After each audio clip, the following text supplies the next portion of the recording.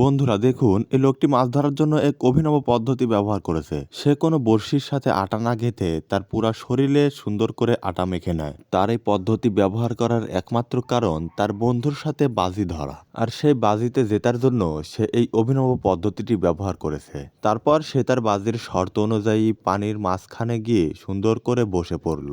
এখানে পানির মধ্যে বসে সে কিছুক্ষণ অপেক্ষা করতে থাকলো মাছগুলোর আশায়। এইভাবে কিছুক্ষণ বসে থাকার পর মাছগুলো তার শরীরে থাকা আটাগুলো খেতে চলে আসলো। আপনারা দেখতে পাচ্ছেন ইতিমধ্যেই অনেকগুলো মাছ কিন্তু তাকে পুরোটা ঘিরে ধরেছে। মাছগুলো তাকে ঘিরে তার শরীরে থাকা আটাগুলো খেতে শুরু করেছে, আর সে চুপটি মেরে বসে থাকার পর তার গেঞ্জি দিয়ে মাছগুলোকে তার শরীরের মধ্যে আটকে রাখলো।